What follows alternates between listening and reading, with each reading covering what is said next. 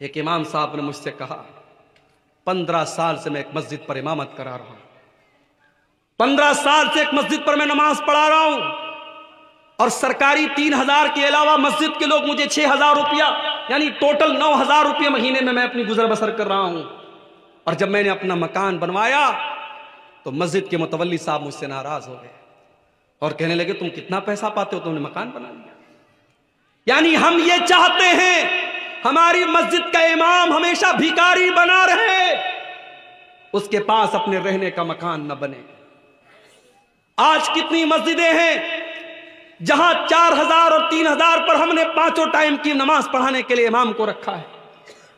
پورے گاؤں میں پورے محلے میں کوئی نماز نہ پڑھے، کوئی حرج کی بات نہیں ہے۔ امام صاحب بیچارے اگر ایک دن فجر کی نماز میں ان کی نیند لیٹ سے کھل جائے تو صبح چائے کے ہوٹلوں پر بیڑی سلگاتے ہوئے اور بیڑی کا دھواں نکالتے ہوئے لوگ کہتے ہیں ارے امام صاحب تو آج فجر کی نماز میں نہیں اٹھے۔ امام تمہارے باپ کا نوکر نہیں ہے، تمہاری لونڈی نہیں ہے، تمہیں یہ حق کس نے دیا ہے کہ تم ہر چھوٹی بڑی بات پر اپنے امام پر کیچڑ اچھالتے ہو؟ دنیا کی ہر قوم اپنے دھرم گرو کی عزت کرتی ہے، اپنے مذہب کے جو گرو ہوتے ہیں ان کا سمان کرتی ہے، اور آج آپ نے اپنے علماء کو بھیکاری بنا دیا۔ کتنے مدرسے ہیں بنگال میں جہاں کے علماء 5-5 ہزار اور 6-6 ہزار مہینے پر پڑھا رہے ہیں، اور جب ان کی سیلری کا ٹائم آتا، ان کی تنخواہ کا ٹائم آتا ہے تو مدرسے کا سیکریٹری کہتا ہے جاؤ سائیکل اٹھاؤ اور چندہ کر کے لاؤ، اسی میں سے تمہاری سیلری دیں گے۔ وہ مولوی بیچارہ جا کر کے موٹر سائیکل سے اور سائیکل سے گھر گھر جا کر کے بھیک مانگے، تب جا کر کے اس کی سیلری کا انتظام ہوتا ہے۔ یہی حالات رہے تو وہ دن دور نہیں ہے جب آپ کی مسجدوں میں امام نہیں ملیں گے میرے بھائی، جب آپ کے مدرسوں میں پڑھانے والے ٹیچر نہیں ملیں گے۔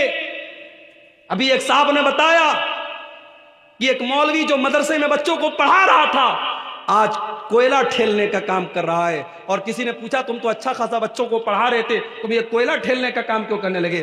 کہا کہ وہاں 4000 روپیہ لوگ مجھے تنخواہ دیتے تھے اور 12000 کا مسئلہ پوچھتے تھے۔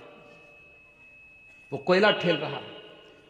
لاک ڈاؤن کے بعد کتنے علماء نے بزنس کرنا شروع کر دیا، نوکری کرنے لگے، رکشہ چلانے لگے، مزدوری کرنے لگے۔ انہوں نے کہا یہ غلامی ہم نہیں کریں گے۔ میرے بھائیو اپنے علماء کی عزت کرو، اپنے ائمہ کی عزت کرو۔ اگر تمہیں یہ حق ہے کہ تم اچھا مکان بنا کے رہو تو ان علماء کو بھی حق ہے کہ وہ مکان بنائیں۔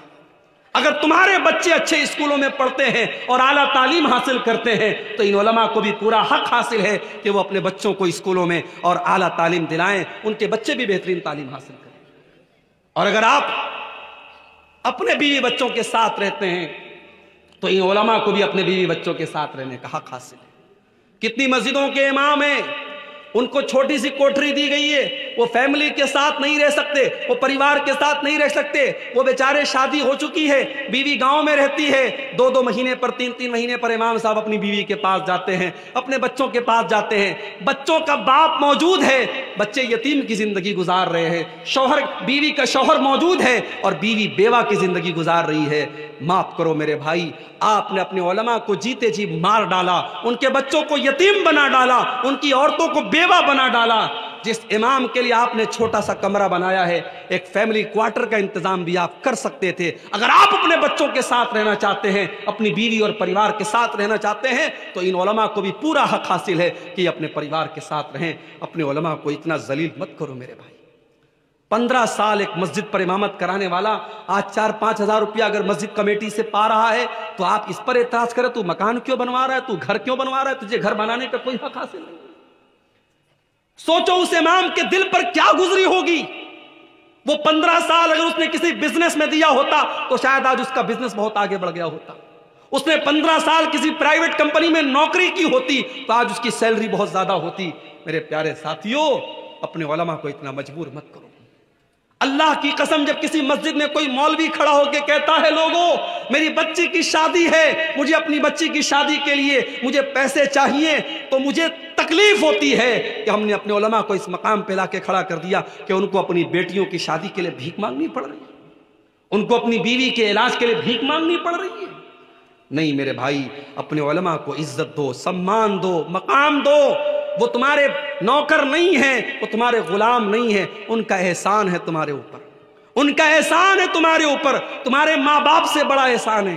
تمہارے ماں باپ تو تمہیں پالتے ہیں، تمہیں پوستے ہیں، تمہیں جنم دیتے ہیں، مگر یہ علماء تمہیں دین سکھاتے ہیں، تمہیں نماز پڑھاتے ہیں، تمہیں حلال بتاتے ہیں، تمہیں حرام بتاتے ہیں، تمہیں جائز بتاتے ہیں، تمہیں ناجائز بتاتے ہیں۔ ان علماء کو ان کا مقام تو میرے بھائی وہ 99 لوگوں کا جو قاتل تھا، وہ جب پہنچا تو عالم کے پاس نہیں پہنچا، عابد کے پاس پہنچا۔ وہ بہت بڑا عبادت گزار تھا مگر عالم نہیں تھا۔ اس سے جا کے کہا کہ صاحب میں نے 99 لوگوں کا مرڈر کیا ہے اور اب میں توبہ کرنا چاہتا ہوں، میں کیا کروں؟ اب چونکہ وہ عالم نہیں تھا تو اس نے مسئلہ غلط بتایا۔ عالم ہوتا تو شاید غلط نہ بتاتا، علماء سے بھی غلطی ہو سکتی ہے، مگر ظاہر ہے جس کے پاس علم نہیں ہے اس کی غلطی ہونے کا چانس زیادہ ہے۔ اس نے کہا 99 لوگوں کے قاتل، تو بڑا آیا توبہ کرنے، 900 چوہے کھا کر کے بلی حج کرنے چلی آئی، تو چلا جا، تیری توبہ قبول نہیں ہوگی، اللہ تجھے معاف نہیں کرے گا، تو نے 99 لوگوں کا خون بہایا ہے، اللہ تیری توبہ قبول نہیں کرے گا۔ اس نے کہا ایسی بات ہے، اگر میری توبہ اللہ قبول نہیں کرے گا تو چلو ایک گناہ میں اور کر دیتا ہوں۔ اس نے اس عابد کو بھی قتل کر ڈالا اور 100 قتل اس نے پورے کر دیے۔ اس نے 100 قتل کر دیے، 100 قتل کر دیے۔ پھر اس کے دل میں توبہ کا خیال آیا، پھر اس نے پوچھا کسی سے میں توبہ کرنا چاہتا ہوں، کیا کروں؟ کسی نے بتایا فلاں کے پاس چلے جاؤ، وہ اس دور کا سب سے بڑا عالم ہے۔ وہ اس کے پاس پہنچا، وہ واقعی میں عالم تھا۔